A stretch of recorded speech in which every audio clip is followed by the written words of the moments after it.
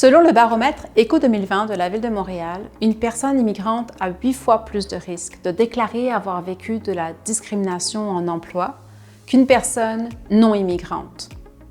En effet, 48% des personnes immigrantes montréalaises disent avoir subi ce type de discrimination. L'approche interculturelle constitue un outil essentiel pour prévenir et désamorcer les conflits liés à des préjugés culturels et à la discrimination en milieu de travail. M. Jean-Louis est un homme d'origine haïtienne de 45 ans. Il est marié à Marie-Claude et a 2 enfants. Diplômé en Haïti, il n'a pas trouvé de travail dans son domaine. Il a donc décidé d'émigrer seul au Québec il y a 4 ans pour avoir accès à plus d'opportunités professionnelles. Sa famille l'a rejoint il y a 2 mois. Après 3 ans comme gestionnaire, il a été promu superviseur, mais avec une expérience de discrimination raciale.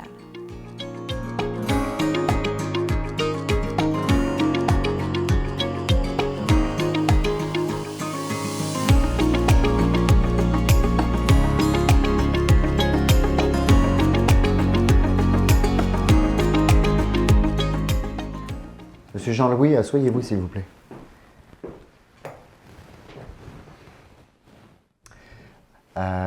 Il faut qu'on discute de l'incident de ce matin avec vos collègues. Ils m'ont traité d'importé. Ils ont insinué que je n'étais pas compétent pour ce poste juste parce que je suis noir et immigrant. C'est du racisme. Ce n'est pas la première fois que je subis ces commentaires. J'ai essayé de les ignorer, mais c'en est trop. Je comprends que leurs commentaires ont pu vous blesser, mais vous ne pouvez pas menacer vos collègues. Je ne les ai pas menacés. Je me suis défendu. Personne ici ne m'accepte comme chef à cause de mes origines haïtiennes. C'est humiliant, après tant d'années d'études, de ne pas être jugé sur mes compétences. Écoutez, le racisme n'a pas sa place ici. Nous allons enquêter et prendre des mesures, mais il faut parler plus calmement. Comment puis-je rester calme face à ces insultes répétées sur ma couleur de peau et mon origine? J'ai le droit de me défendre. Alors, vous avez raison, leurs propos étaient inacceptables. Nous allons enquêter et prendre des mesures. Je comprends que ce n'est pas évident de garder votre calme, surtout, mais ce n'était pas la première fois. Là. Dois-je comprendre que je suis puni lorsque ce sont eux les coupables? J'ai déjà dénoncé le racisme dans le passé, sans résultat. Et les mesures disciplinaires s'appliqueront à eux aussi. Mais vous ne pouvez pas menacer vos collègues. Ça entraîne un congédiement.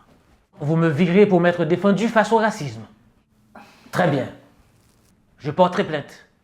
C'est votre droit. C'est tout? C'est tout. Bonne chance.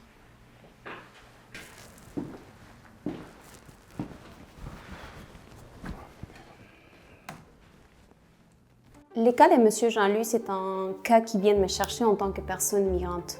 Moi-même, j'ai aussi vécu des situations difficiles dans mon processus d'intégration. Être une personne migrante, ce n'est pas nécessairement simple. Tout d'abord, apprendre à comprendre les codes culturels de notre société d'accueil, c'est tout un défi. Dans un milieu de travail, réussir l'intégration, comprendre les codes en employabilité, c'est aussi un défi.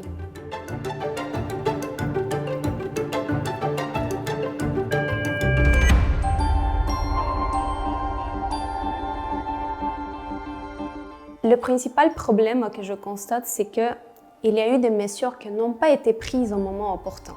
Par exemple, le manque d'écoute de la part de l'employeur, mais aussi un manque d'empathie de la part de ses collègues. D'un autre côté, l'employé en question aurait dû parler plus de ses vécus. Mais on comprend bien que ce n'est pas nécessairement simple de parler de nos vécus, surtout s'il s'agit d'un cas de discrimination ou de racisme. Ce n'est pas évident.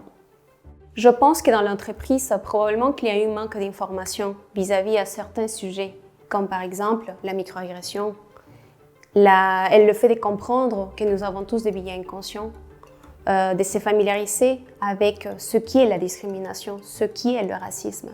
Il y a des différentes façons de développer nos outils, comme par exemple de développer nos compétences interculturelles, de prendre conscience de l'approche interculturelle. Ça serait important aussi de mettre en œuvre le fait de développer des politiques tolérance zéro à la discrimination et surtout le racisme. Il ne faut pas oublier qu'il existe aussi d'autres types d'approches que l'approche interculturelle, comme par exemple l'approche antiraciste ou l'approche intersectionnelle, que ça nous permet de mieux analyser la situation. La diversité est un fait et que ce soit au niveau de la société ou au niveau des organisations, elle est un fait, elle est à la fois une richesse et des défis.